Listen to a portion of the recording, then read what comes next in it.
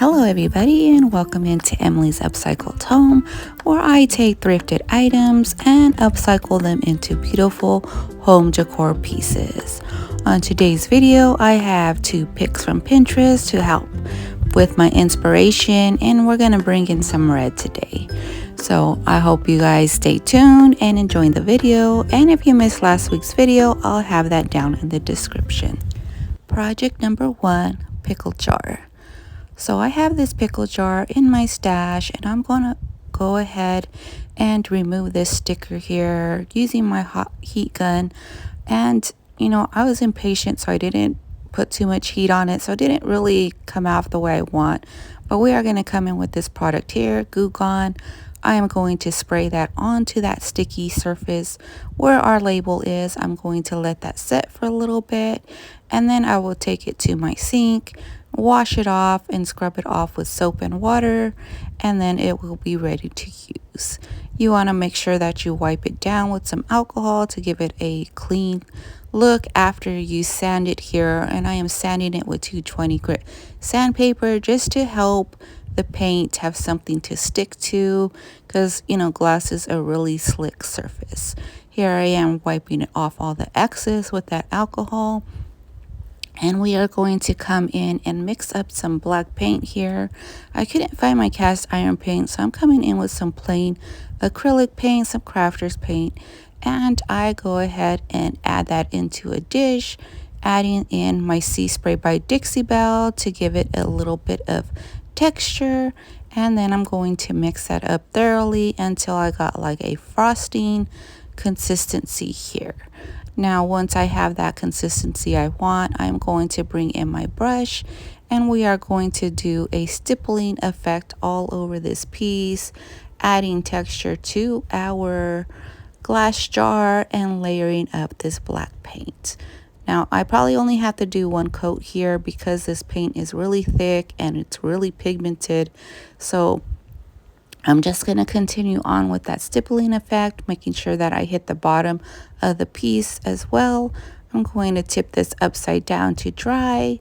And then my second step here is to come in with that Fusion Victorian Lace. That's an all-in-one paint, which has its own built-in sealer. I am going to come in with my brush, and you see that I am building more texture with layering up my paint in different directions here. And I am going to continue that process all over my jar here.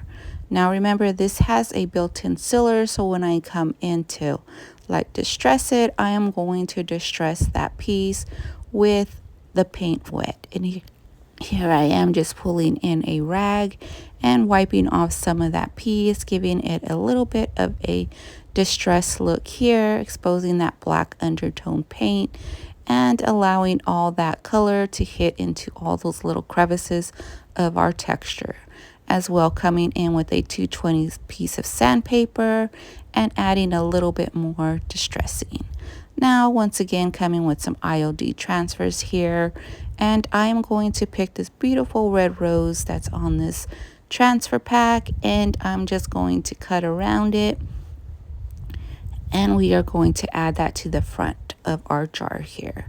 Like any transfer, you want to peel off your backing, lay your transfer down, and just rub that transfer on.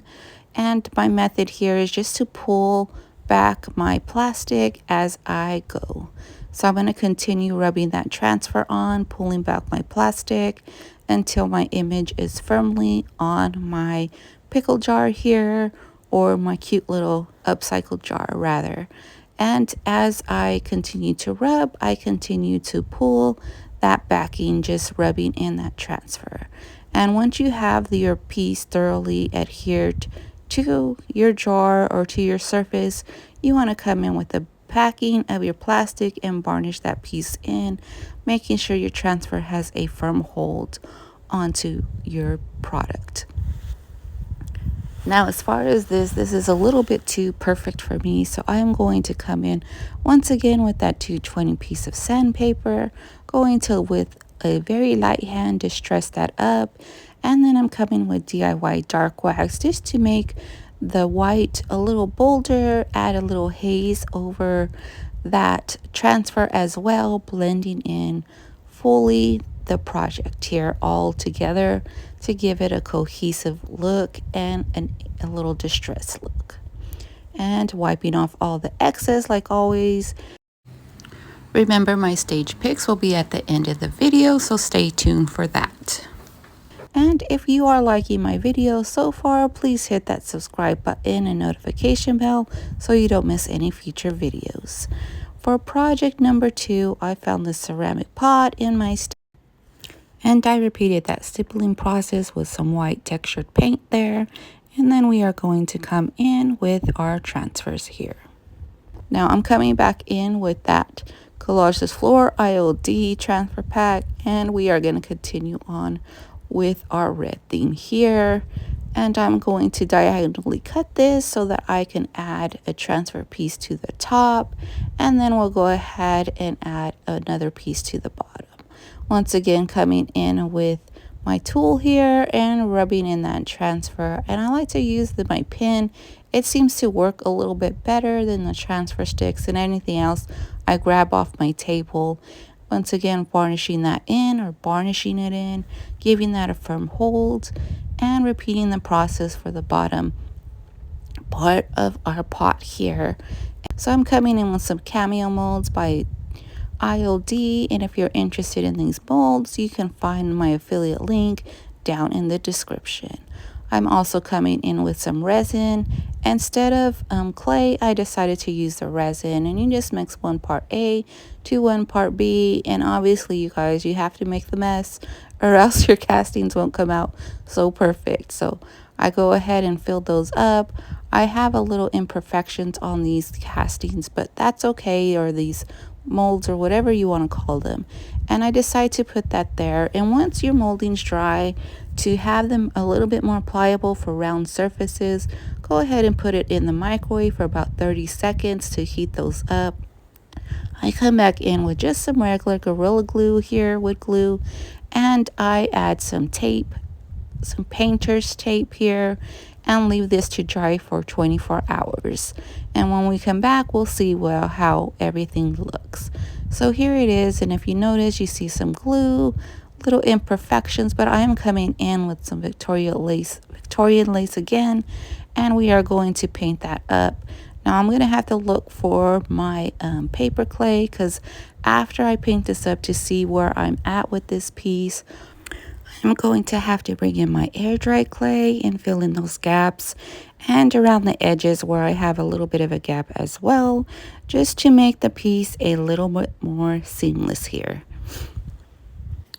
So here it is, and I painted the first layer. You see all these gaps here, and I didn't find my clay. So what I am going to do here is I'm going to heat up my hot glue gun, and I'm going to fill in the gaps that way.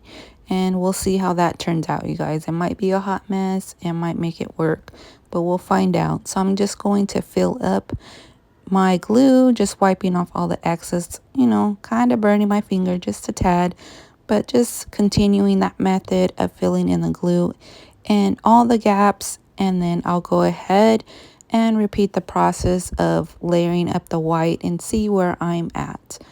I have some more filling of glue to do, making sure I pull off all the excess of the glue. Now I'm not worried about so much of the texture that's coming out here, because this is a textured pot we're working with, but I do come in and stipple a little bit of that paint, also sanding in some of the parts where the glue is a little too raised for me, and then I continue on with that white Victorian lace. Now as far as coating this, I come in with my distress ink pad, and you see me put it down on my little mat there. I come in with my DIY top coat and big top coat, and I go ahead and give this an antique look, covering up thoroughly and coming in with my rag and wiping off some excess.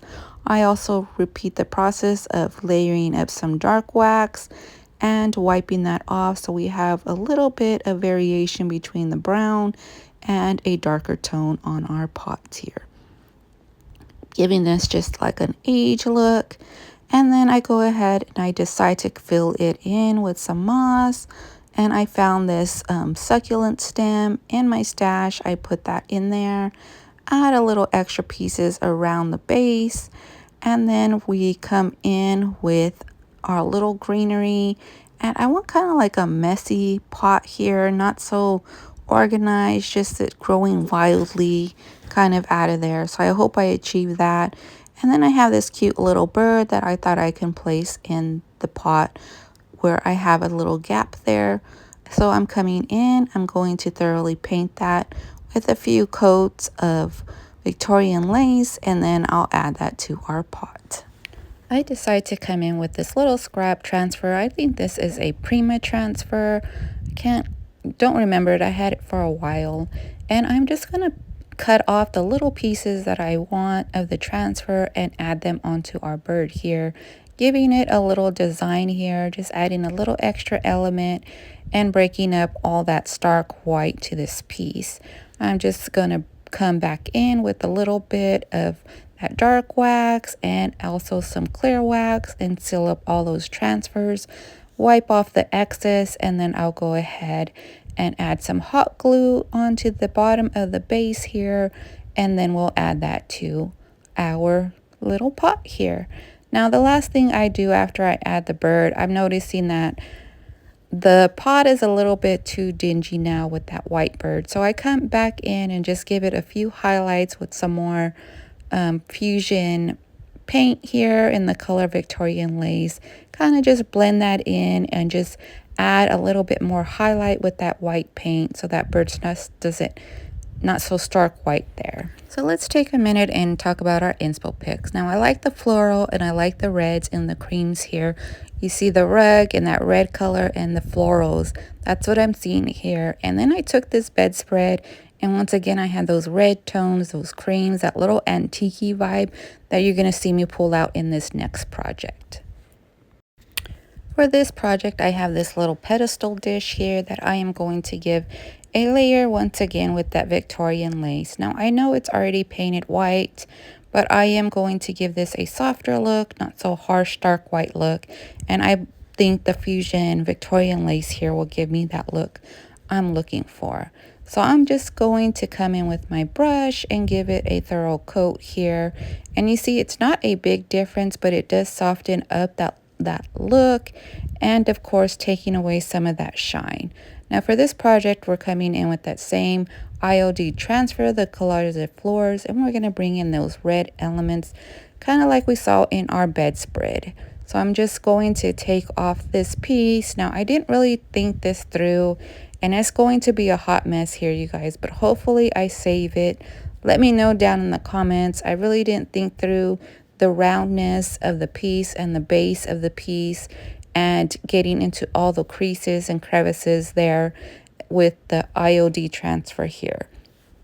So I decided to go ahead and trim off the piece, trying to piece together it the best I can. And you're going to see it has a lot of cracks and creases here that I'm just going to work with, you guys. I don't want to redo it. I don't want to take it off. So what I do is I go ahead and add that second floral design and I take that apart, piecing together all the pieces that I don't like here on this piece. Now I'm going with a crackle chippy age look here, so I'm just going to leave in a lot of that little crack detail in so that you see the rest of our finish metal piece under there. So once again, coming back in with that distress ink, and I am going to give this an antique look here, dipping in my DIY top coat base here into my ink. Once again, smearing that ink and painting it onto our product here, and then coming in with that rag and blending it even further. Lastly, coming in with a little bit of dark wax and blending in all those colors together. Don't forget you can follow me over on my Facebook business page where I go live also, and shop with me on my Facebook marketplace. We have reached the end of our video, and here are the finished projects.